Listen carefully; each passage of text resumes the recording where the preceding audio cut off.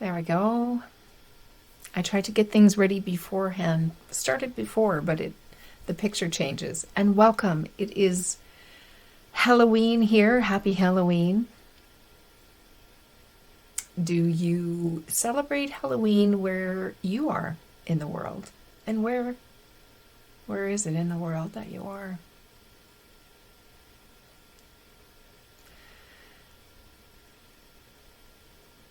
Welcome into the room to this day. Great to see you. Hi, Larry. Welcome. Are you new to this room in here with me? I don't usually wear stuff like this.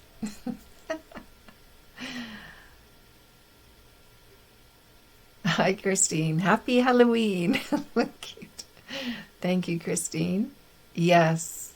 Yes. Well, welcome. Well, this is the talk. It's Halloween. And I do like to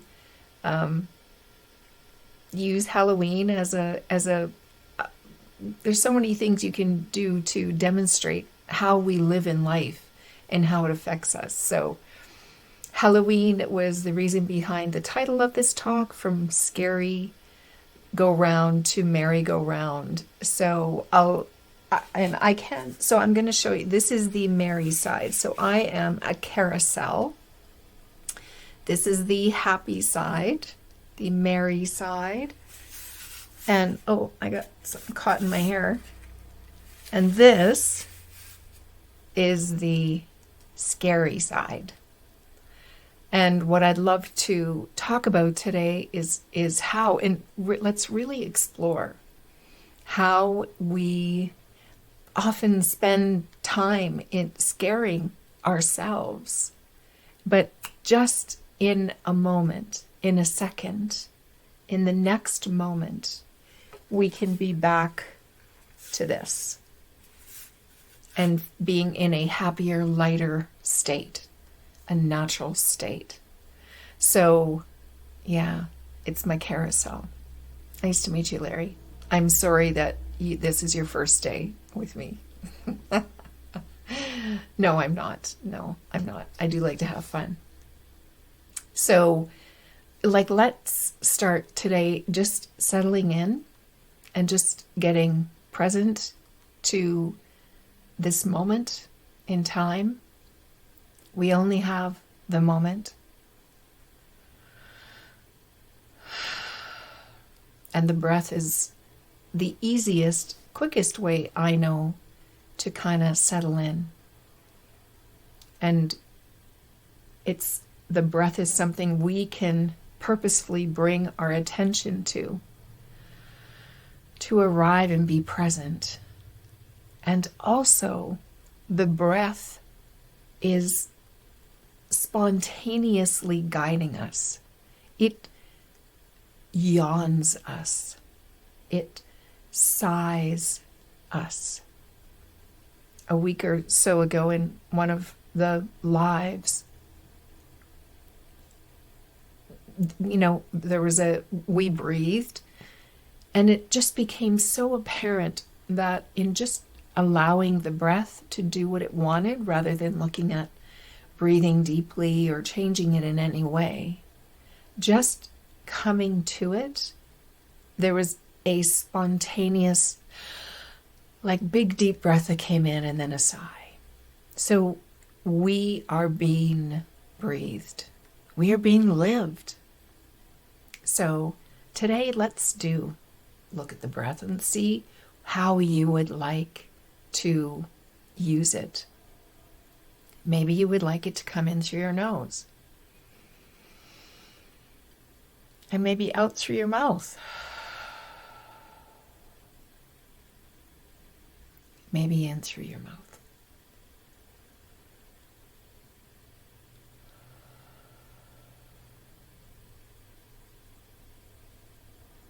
Notice how it wants to happen.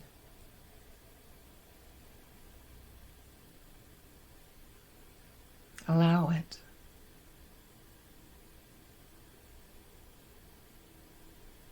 If you notice that it is bumping up against some tension or restriction, invite it to go beyond. Invite it to expand that and bump that constriction out into expansion.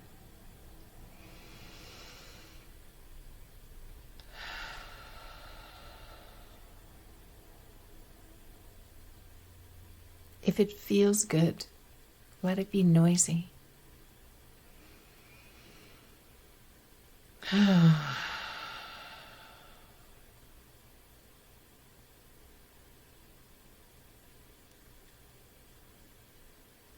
This one moment is all you got.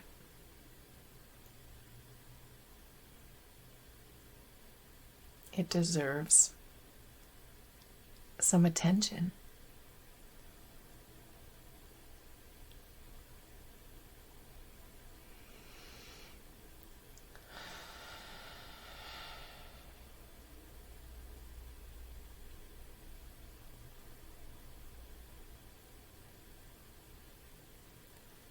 As you breathe in your next breath, just notice how when you are exhaling, it is really like trusting that there's going to be another breath. You are already trusting yourself, that deeper part of you.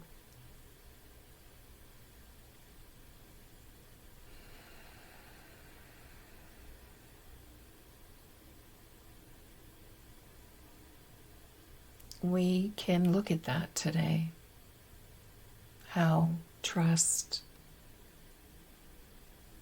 or a mistrust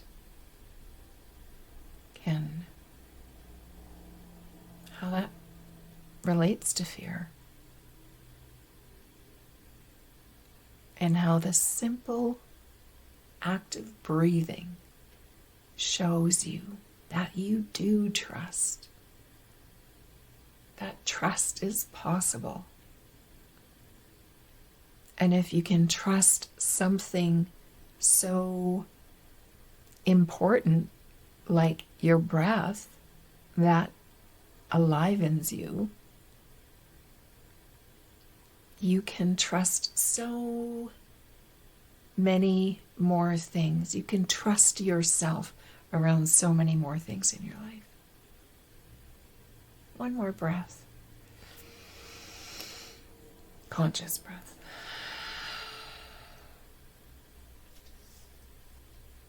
And let's bring our attention back into the room, patting your eyes open, becoming aware.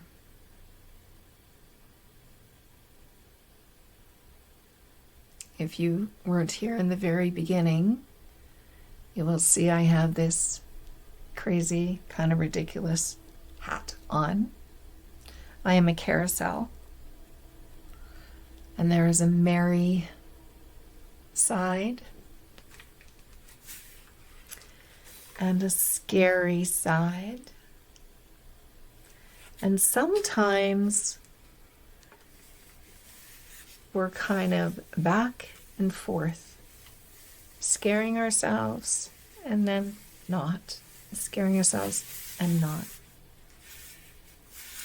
If anyone wants me to take it off, I totally will do that. If it feels like that's just a big distraction, Mick-eye-la, point, we got your point, now you can take it off. I might take it off too, because I wear glasses typically, so I want to make sure I can read all your words. So those new to me, my intent always is to point you back to who you really are. And very simply put, you have a personal mind and a personal or physical perspective or aspect of you. And you're much wider. Like our physical being is just a teeny tiny part of all that we are. And we are lived by this infinite intelligence that has created the solar system, and everything in the universe. It is the energy that knows all, but it's unknown to us. Our personal mind, that is what we know. It's our past. And we use everything we need it. We need it. And let me be clear about something. I talk about a personal mind and like a universal mind of all that we are. But they share the same mind. They just use this one mind in different ways. Our personal mind is required. If we didn't have it, we would have to, and didn't have all of the information in there, we would have to relearn walking and talking and moving and eating and cooking and math and language every day. We don't, because we have this magnificent personal mind. And the universal mind is full of creative and wonderful ways and ideas that it wants to express through you, uniquely through you. It is this creative energy that has only in human form 8.6 some billion ways that it can express something different into the world. And then it also expresses through species of trees and plants and critters.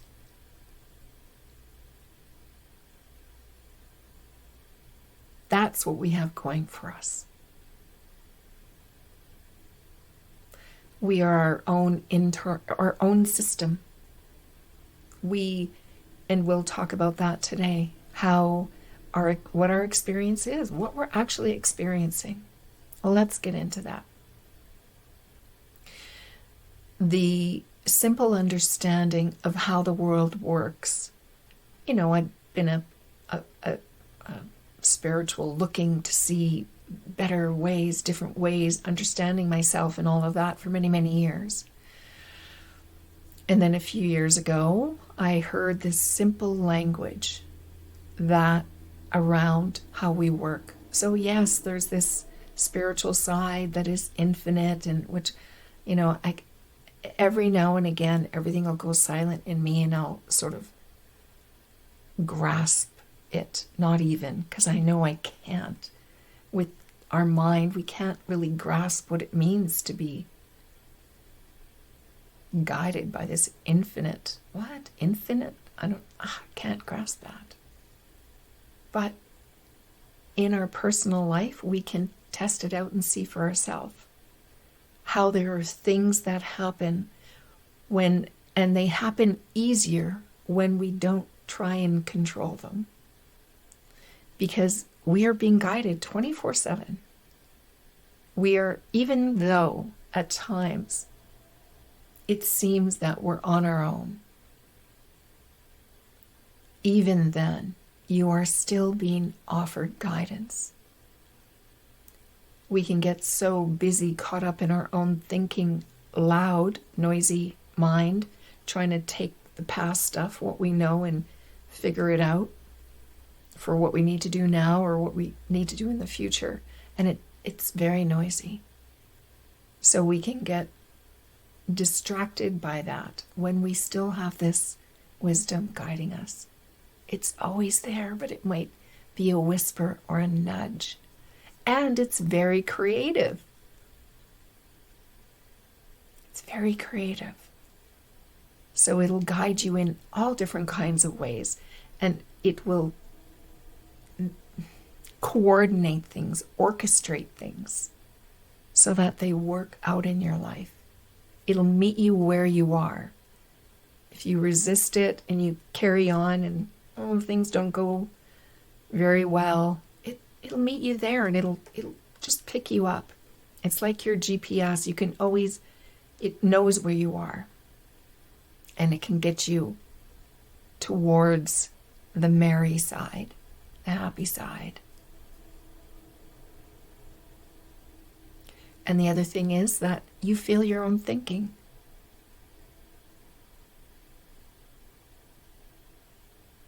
It seems that the things outside of you are causing you to feel the way you feel.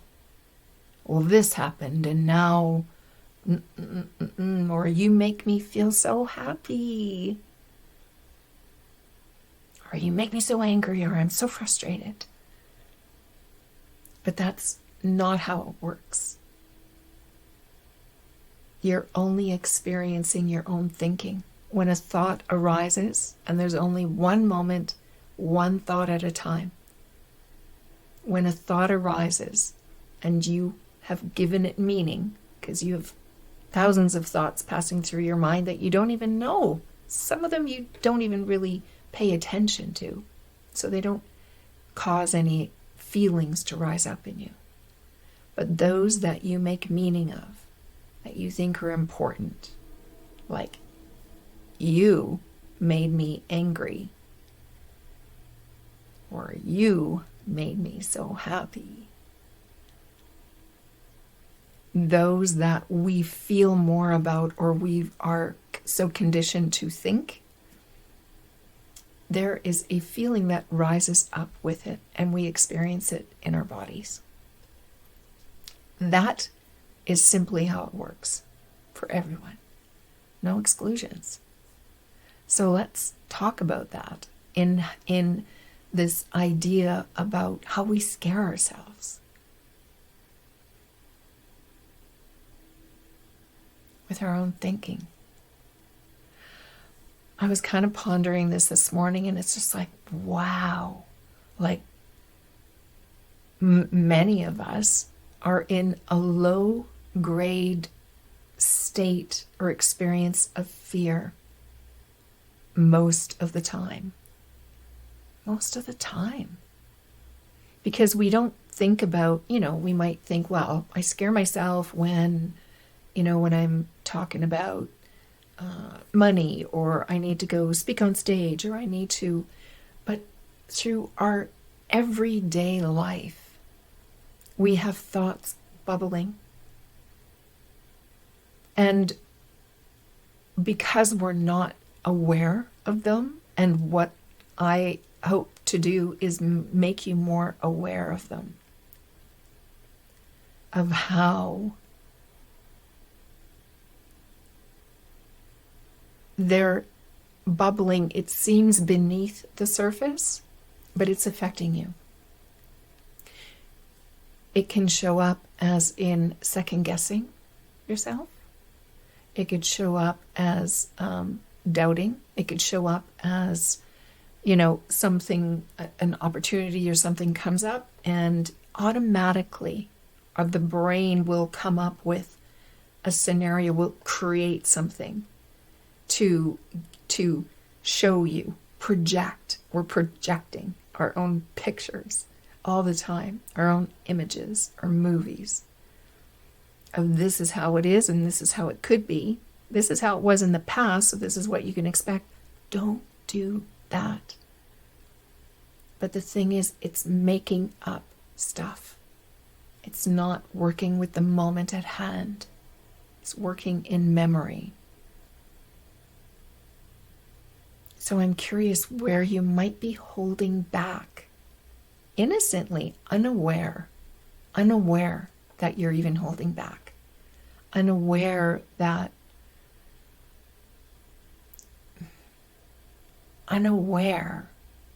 of the thoughts that are having you step back and resist what truly wants to be experienced by you, or expressed, or done. Maybe it's something that you've been wanting to do for so many years. Or maybe it's something you used to do, and now you think you don't have the time, or you're too old, or can't do it, or what will people think, or all kinds of stuff, all kinds of noise.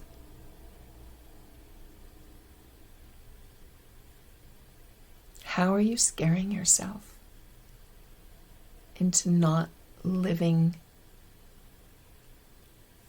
out life in a way that is truly satisfying?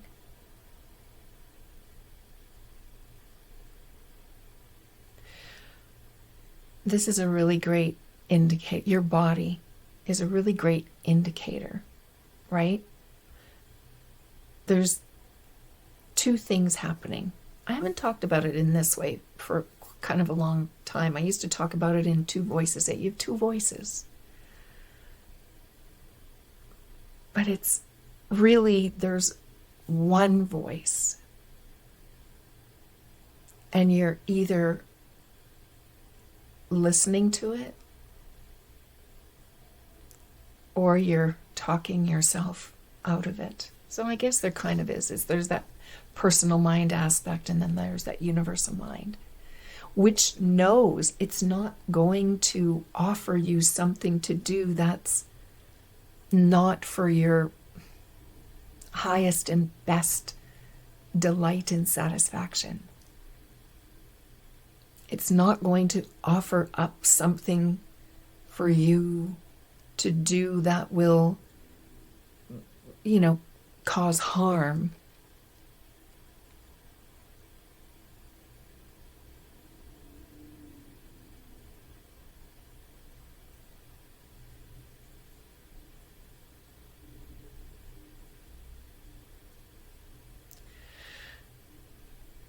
Other ways that we kind of are scaring ourselves, but we might not call it that. We wonder about how we look.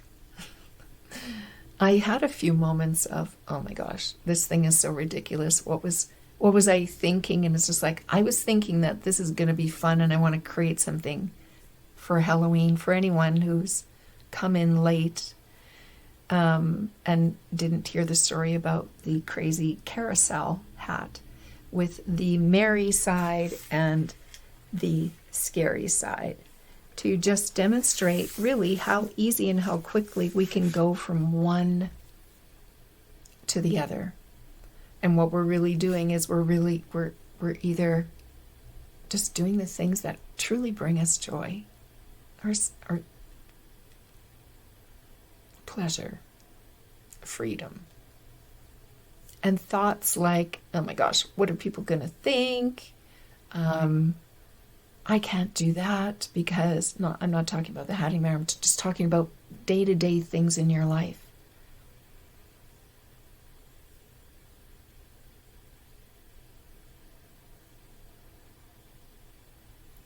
Reliving our past, scaring ourselves that, I did it in the past, what if I do that again? It's a way of not trusting ourselves. The thing is, whatever we do, it makes sense to us in the moment. Even scaring ourselves. And this is something to really be aware of. We are naturally looking for things to help us feel better. But sometimes those things aren't actually serving us. They may be something that served us when we were little, and it made sense. There's always a payoff. But when something's coming to mind, like if there's something in your life that you've been wanting to do or stop or not do anymore, or you wonder, why do I always do that? And it's like, I did it again. And when I see more and more tension coming to something that is either wanted to do or stopped doing or what more of or whatever, the more tension, it's like, it is making less and less sense to do that or to not start doing something.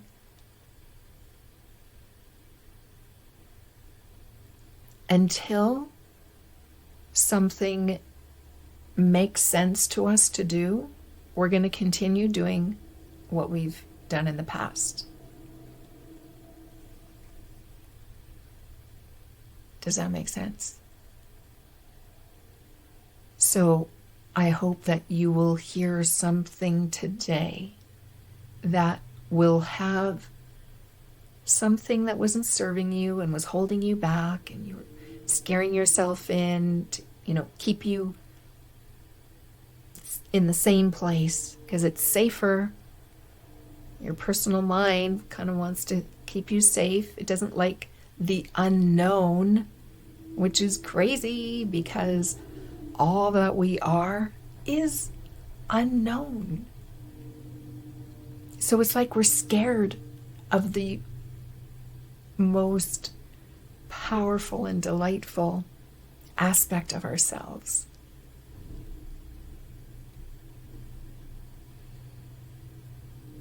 When things make better sense, we talk about having an insight. We see something from within. And it causes basically a shift in perspective, a shift in how you look. A Course in Miracles will call it a miracle. That a shift in perspective is a miracle. But miracles are everyday. They're everyday occurrences. Hi, Christine. I've gathered all this. Oh my God, I have to put my glasses on. And I know that my glasses don't work very well with these because they click. I didn't plan it very well. I've gathered all the supplies and still keep talking myself out of painting because I want it to look photo real. I keep hearing myself say, you don't have your own style, like Maud Lewis or others who I like. Oh, Christine, and fear of your own judgment. Yeah. Well, this is really great to notice, right? And there's nothing really you need to do about this, about the thoughts that you're having. Here's the thing. Here's the kicker. It's like there's no easy button.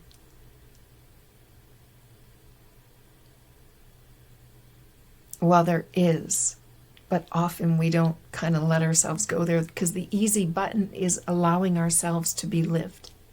Listening to the guidance. So Christine, you've been guided. You've been guided. You got everything. You took so many steps. And you still keep talking yourself out of painting. Because you want it to look photo real. Christine, I'm going to ask, what part of you wants it to be photo real?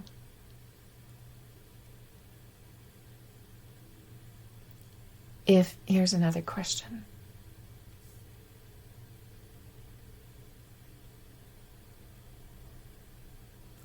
How does it want to be? Not how do you want it to be. How does this creation want to be?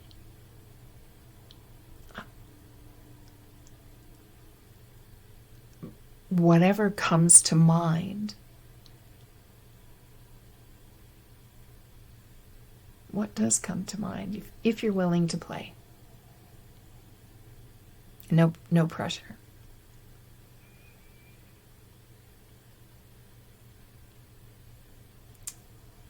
When we're working when we're having our personal mind be our foundation, well, again, it's limited, right? And it also, we live in this contrastive world. We're made to compare without judgment. That's a trick, but that's okay. We're made to compare. We're made, what this contrast does is it helps us orient ourselves in our world.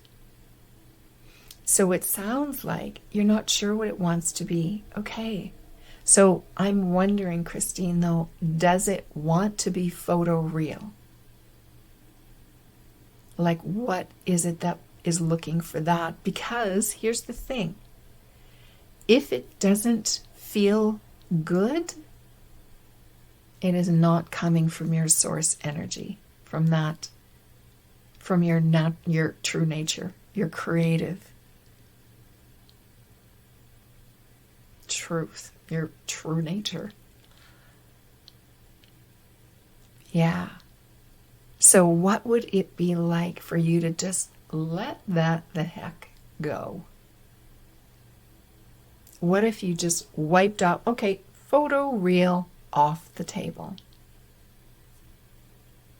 What instead?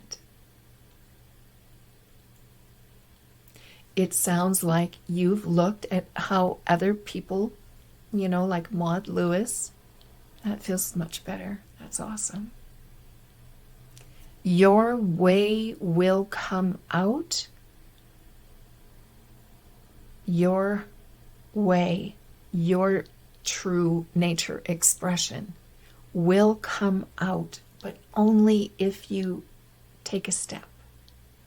It's like sitting in your car in the driveway with your your GPS kind of thing. And you might get an idea of how you need to go. But moment by moment, life is going to change. Things are going to happen. There's going to be detours. There's going to be things you won't know until you start.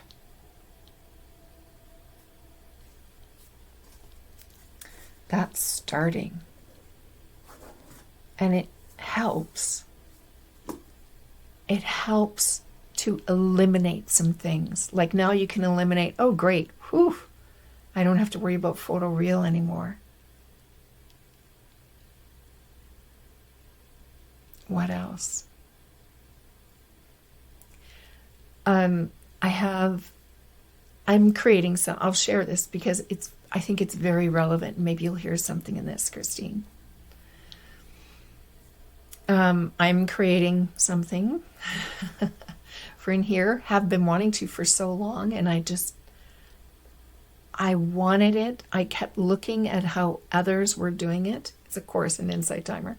I was looking at how others were doing it, and I wanted to be a certain way. And like, did I? I didn't. My soul, my true nature, whatever you call that, did not want to do it in those ways. That was, went against my nature. And it's kind of like, I can't even tell you, and it doesn't matter. I can't even tell you, though, all the thoughts that went into, just like maybe for you, Christine, right? All the thoughts that went into this idea that it had to be photoreal. And until you can do that, then you just can't even start, because you just can't see your way there. And the first great question is that what I really want? I might say that's what I want, but do I really? What does this mean to do that? Oh, it means that I have to kind of be someone I'm not. Okay, well, that doesn't feel good. Oh, is that why it's so hard? Yeah. If there is an easy button, it's like letting your own self flow in whatever crazy and delightful and unique way that feels good for you. And not everyone will enjoy it. That's okay. They have infinite intelligence creatively living through them, so they can create their own stuff. They can follow their own creative path. And they will be delighted if they follow it, if they are true to themselves, if they listen and they follow the good feeling of allowing your natural creation. It'll feel good. It'll feel good to them. And you might see their thing and it's like, meh. That's okay. It doesn't mean anything. Let's look at this.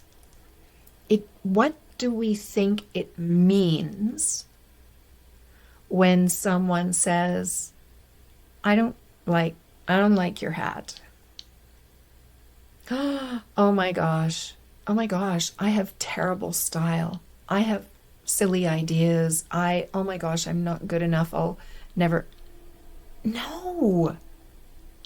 All it means, this is it. We have preferences.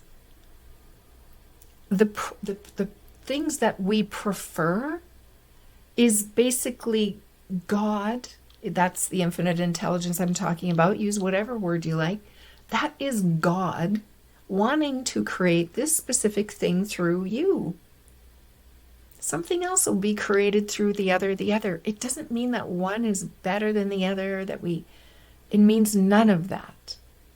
But that's what we've been taught, right? It's kind of our socializing, conditioning.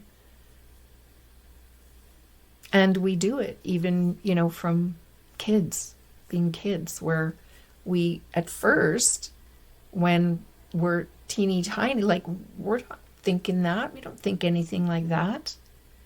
We have our little play dates when we're 1 and, 2 years old, and we know what we like, we know what we want, and we reach for it, and we go for it, and then, over time, it's just like, well, this isn't kind, well, we can't, we have all these rules. I think a lot of those rules, even though we might say, well, we need those rules, we might look at it, it's like, because we're a civilized culture now. But I think the rules have made us doubt ourselves.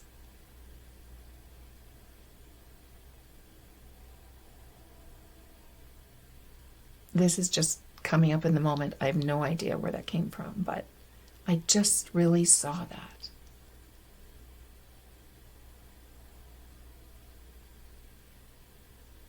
All of the pressure that we have to conform, to share. You must share. And you must, it's like, well, should you? And then all of us, and then, and then what happens? It's like, someone can't hold on to anything.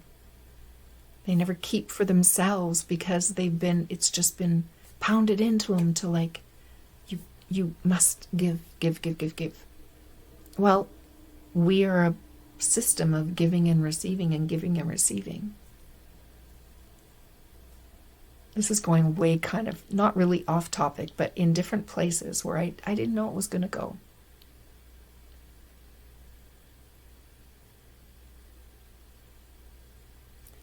But I do see how when we lose track of the connection that we always have, you're always connected, you're always guided, even when you think that you're not. And sometimes the harder we look for something, the more elusive it seems. You're not necessarily going to see it or find it. And it's like, this is law of attraction is something that I see too. I see it all in the way of how it works. When we're so focused on the things that we don't want, and we just really just want to backpedal away, it's just like we keep getting more of it because we're stuck in this. That's what kind of came up when I was thinking about this low-grade fear. And when we're not aware of it, we keep attracting more, and it's like, what's going on? I don't want this. I want something different. That's the answer. That's where the answer lies. What do I want instead? That photo real painting, I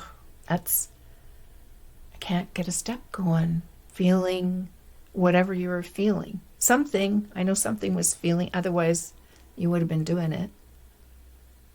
So it was like, that is a point of asking yourself the question, what do I want instead? Pick up your attention and look in the direction of where you want. Because here's the thing, because we do live in this contrasted world, what we want and what we don't want rise together. As soon as we see that we have a preference for something, or maybe a preference to not have something, what we want is like, it's like glued together. They're there. Just flip it over. Just flip it over. Oh, I don't want that. Flip it over. What do I want? Immediately, you will start to feel better. Immediately. And why? Because your thought, as soon as you change your focus from what you don't want to what do I want, the feeling in your body has to change. Because your feelings rise with your thinking, with your thoughts. And when it's your true nature thought, when it's coming from there, it's gonna feel good. So you know. If it doesn't feel good, oh, I'm resisting my true nature. What do I want instead? Forget about trying to figure out what am I doing, what do I want instead? Just go there. Just look there. Yeah. Oh, right. There's one other thing that I wanted to, there was a few things in here. I did make some notes. Right. We're not only scared. We are not only just scared for ourselves. We look at our kids or our family or whatever, whoever we care about or whatever, and we scare ourselves because we scare ourselves being scared for them. Like that's going to help anything.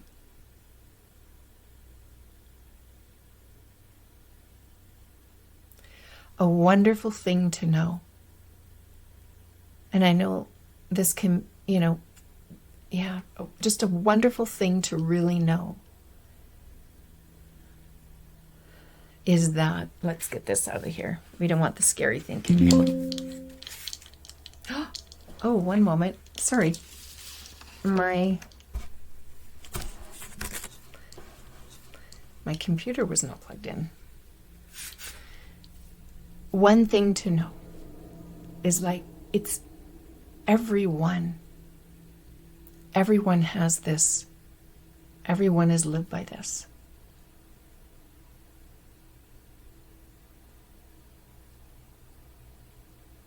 So even when my kids are out there in the world, meeting new people, going to a place where they've never been before, what if there's going to be alcohol or whatever? I could scare myself all the while they're gone. Or even when they're home, worrying about the next time. But it's not helping anyone.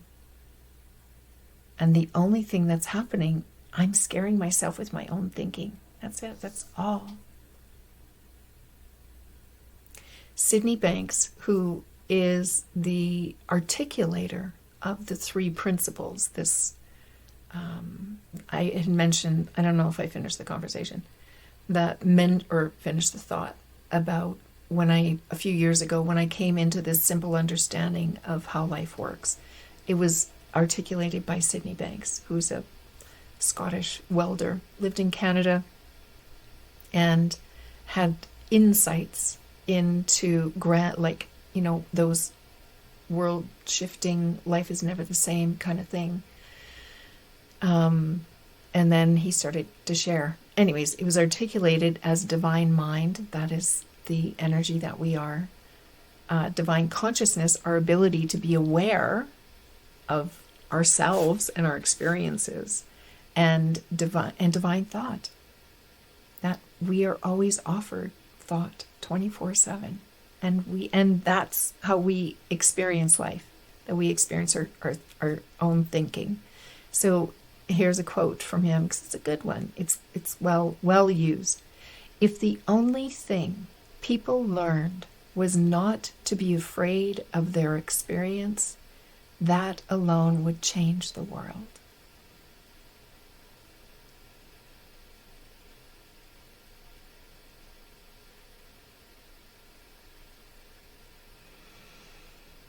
If the only thing people learned was not to be afraid of their experience, that alone would change the world.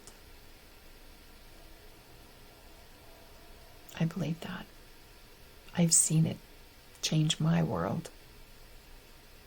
And I still scare myself at times. You're human. You'll continue to be human. And just remember that you have something much grander to guide you, to lean on. Over to you. Do you have anything you'd like to explore or question? Or,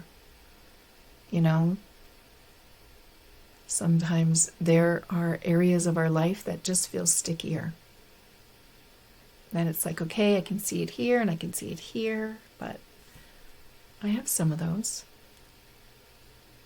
I'm learning. Time was one that it's kind of over the summer, I'm seeing so much. Yeah, I'm seeing so much about time and how I was always feeling limited. And anyways, I know there's more to see. It's never really about the thing that we think it's about.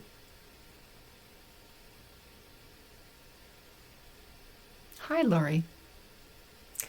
Hi, Mick-eye-la. I'm very late to the party, just home from work. Love the headgear. Well, then I'll share it with you, because it is Halloween. Happy Halloween. This is I'm a carousel. This is a merry-go-round. So this is the merry side of the merry-go-round.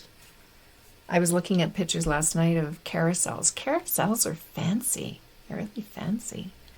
And then here's the scary side, where we kind of hang out sometimes too. In and out, right? Back and forth. Moment to moment. Hi, Elena. Nice to see you. Back and forth. And when we're kind of here, this is when we are resisting. We're kind of trying to figure things out, or whatever it is that we think we need to do, but we're trying to do it on our own instead of listening to our wisdom. That's always speaking to us. And when we do that, things are just better. Feel better.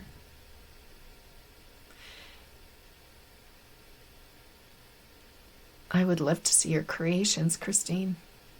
I wonder what's going to come from your brush.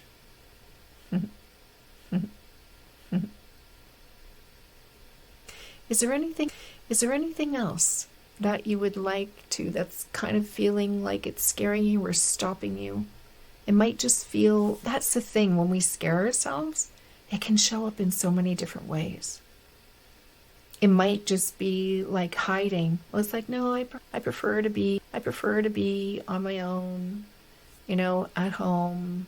I've kind of sort of fell into something where I want to be out and about, and I've also gotten really used to being here. And I had to really look at, do I really enjoy being here all the time? Because I work from home and I'm just home. Here I am. And it's like, no, I'm feeling a little, there's feelings of insecurity that will pop up because I don't know, we moved and life just changed. The kids got older. You got to see how much of my social life was wrapped up in the kids' activities and other parents and stuff. It's fascinating. It's fascinating. And that is your best, that is what I always recommend. That is the to do. If there's something to do, it's just notice. Just notice what's going on. Get curious. Get to know yourself. You'll start to catch yourself. Where, when I was saying, I'm an introvert. I like to be home. I'm good. And it's like, sometimes, absolutely. I do enjoy being home, and I enjoy people. I enjoy conversation. I enjoy activities, and sometimes doing them with other people. So I had to get really, really get clear, and I could see, I'm kind of a little bit afraid of going back out there into social land. Anyone else feel that after, COVID was it just really let a lot of people know how wonderful it is to be home. And let a lot of people know how, wow, they absolutely they thrive way better when there's people.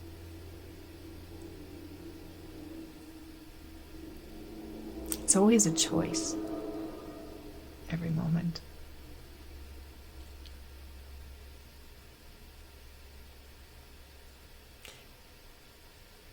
What would you like to see new for yourself? Is there any area in your life that you don't have to share, but just, is there any area of your life that comes up for you that you might want to just get curious about? Maybe an area that is feeling a little less than what you've known it to be in the past, and you'd like it to be again. Or maybe it's an area that you've been maybe putting off.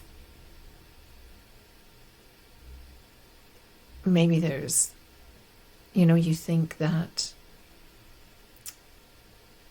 you might not even know why. Just something that you're just not doing. It's good to know yourself, to get clear. Get real. And just see what comes up. And be gentle. And really be gentle with yourself. Hi, Lori. I used to love going out socially, but now I find it so much effort. Have particularly noticed this since starting menopause. Yeah. Lori, yeah. I went to just a shared thing. I went to a talk once. It was at a natural health food store, and someone was talking about menopause. And it wasn't until she said these words. And she said, I don't know exactly how she put it, but it was like, do you not feel like yourself anymore? And I kind of burst out crying because I didn't know until I heard it said that, yeah, that's what menopause kind of was for me, where I didn't know who I was anymore. I just didn't feel like me, but I couldn't put my finger on it. And it didn't all change overnight, but something had me go to that talk, and it just,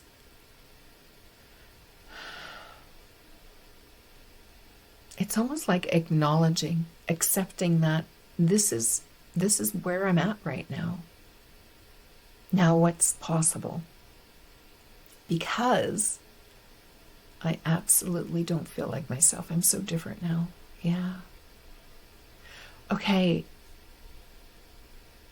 So, Lori,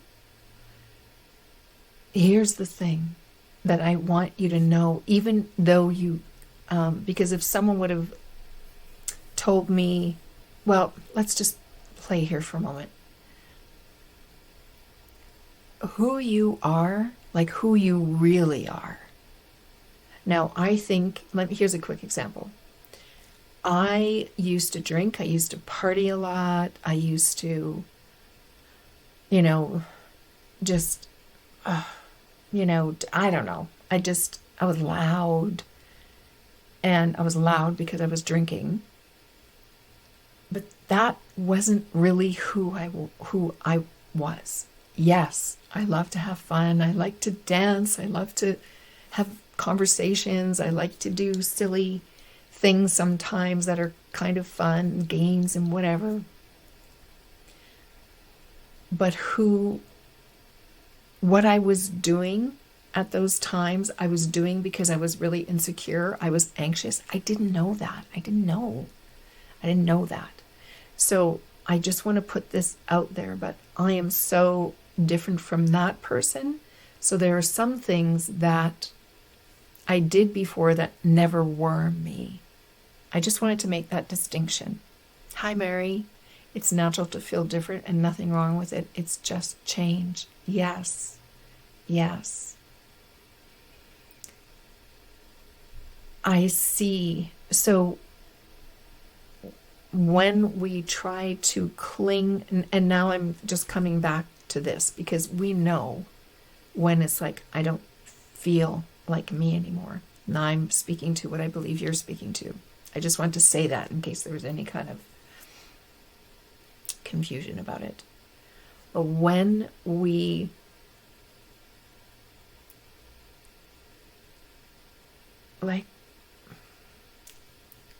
try to cling to that, cling is not the right word because that's not what I was doing, and I don't think that's what you're doing either. But when we are looking at something from the past, that this is what it was and it was so good, and we try to just get back there instead of being clear about, okay, this is where I am right now. When we are sitting in our car with our GPS, it doesn't show us, technology, okay, but we're not looking at where we've been. It's showing where you are now and where we might go next. And wisdom it doesn't lay out a plan and it's a guarantee that that's going to go that way. It's just like, what are we going to do next? And it'll say, go, turn right. That's what it's going to give you. So this is a Byron Katie thing. This whole loving what is. I don't look at it as loving. I use loving in a different way. To me, it's like looking at the facts. This is how it is. Now what? Now what? I have this. Oh, you may, and there might be predictions about what you can expect, but it's going to be very unique to you, for you. Even though we had similar experiences of where it's just like, I don't feel like myself. I don't even know where to go to get it. I don't know what to do. I was given things in the moment. But it's going to be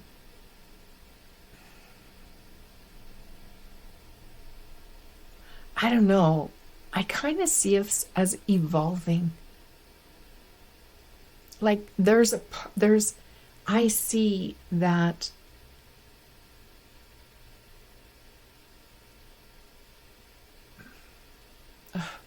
I hope this will be helpful. I'm sorry, I feel like I'm going back and, sort of skirting around here. There was an exercise that someone had given me. It was actually related to business.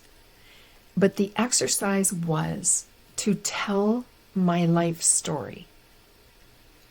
And here's what came from that. And it was very kind of like 15 minutes, hit the highlights. There's actually in a coaching program that I took a long time ago, that where you tell your story in like 2 minutes forward and then 2 minutes backwards and then 2 minutes whatever. There's different ways. I just want to point out what came out of this that was fascinating to me. The things that I told when I was telling the highlights, the things that came up for me were around community, creating events that I invited people to, like my kids, they used to go in elementary school. They went to a small country school. And it has the close by is the oldest, and I think it might have been the original, I don't know, horse racing track in Canada.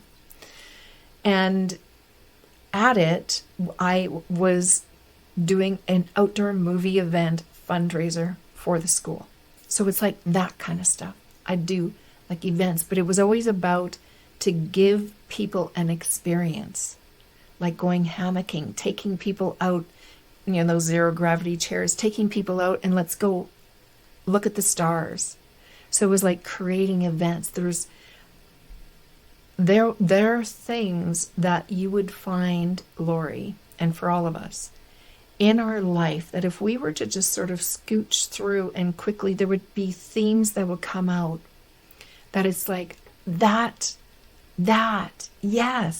that's me. I love doing those things.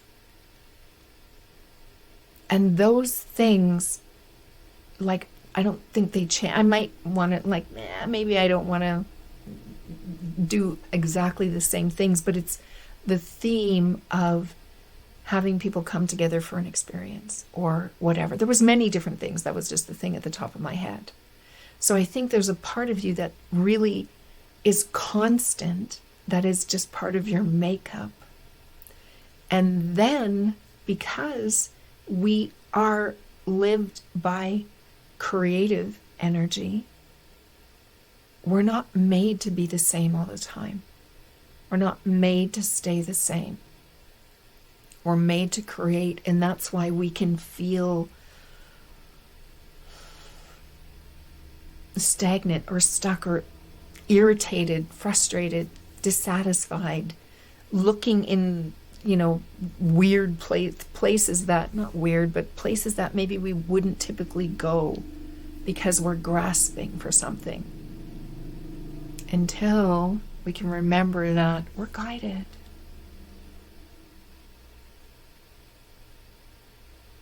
So what is next? And next might be rest. Next might be just relax, just read a book, just maybe this is a time to be. I don't know if this is helpful, Lori. That felt like a really long way to go to.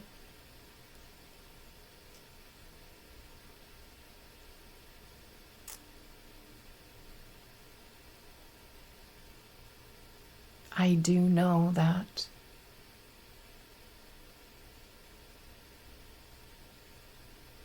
if what we're putting our attention on doesn't feel good, that's not the place to put our attention. So what instead? And what might be possible? And that's the thing we don't know. This is where we kind of move to the edge of our reality, and it can feel like, oh, I don't know if I don't know. Well, something living you does know. And if it's saying, go there, test it out, try it.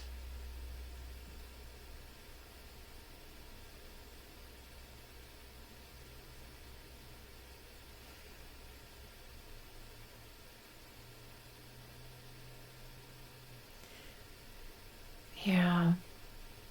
I don't know. Helpful, Lori? If it's not, I want to know that too, because I'll I'll go away and I might do that anyways and just make a note to just ponder. Sometimes it's nice to just ponder something without an agenda. Just like, what's to know about this? Like this morning, looking at, like, what's to know about scaring ourselves?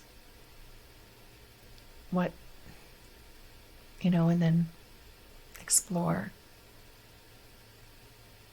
Yeah, there's never anything wrong with us. At our core, we are well. The only thing that makes us feel like there's something wrong is our own thinking.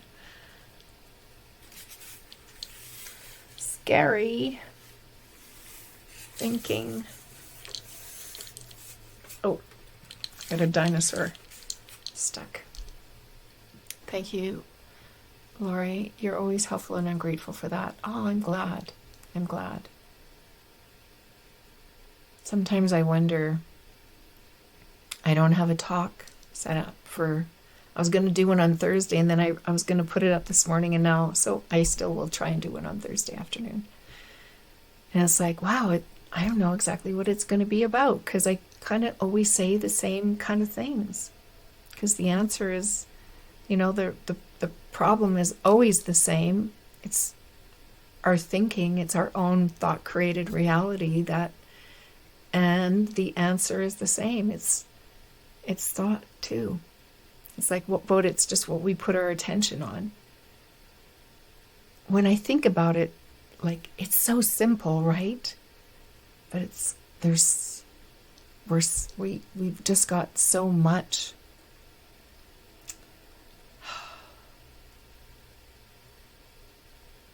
We can really complicate it with our thinking, yet we're such simple beings. I see. Hi, Jerry. I came in 50 minutes ago and I used to organize groups for events and stuff, and I missed that. You used to organize groups for events and stuff, and I missed that. You missed that. Well, that's telling you something, Jerry. What comes to mind? What would be so much fun? Or what would be cool? Or whatever word you would use. What would be cool to organize for someone? Or more than someone's. Oops, sorry.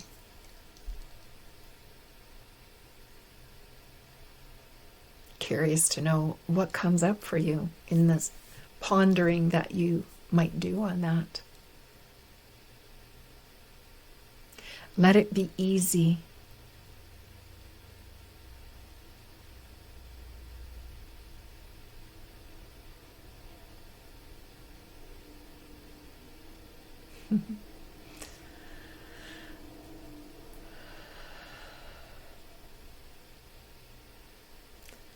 Right now I'm organizing a potluck for a Reiki group and I'm going to get a sound healer for it as well. Oh my gosh. A sound, I want to go to that. I want to go to that. I've only had a few sound, it wasn't even really a bath. Because when I think about that, I think of many of them. Oh, I have one of those too. They make me cry. Now, did you hear my words? They make me cry. Now, those are words that we just naturally use, but that is not how it works. Oh, clicky, clicky. That is not how it works at all.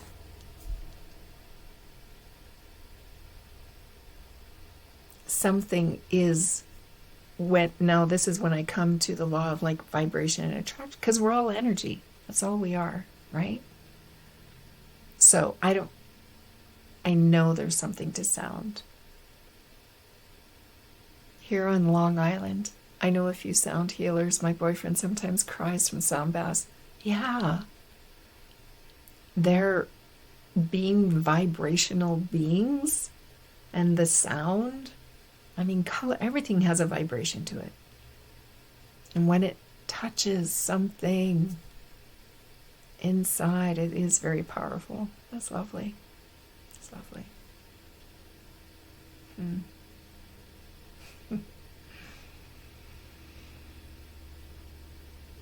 Well, let's close for today. It's been a pleasure. You'll be the first to know when I get a course out.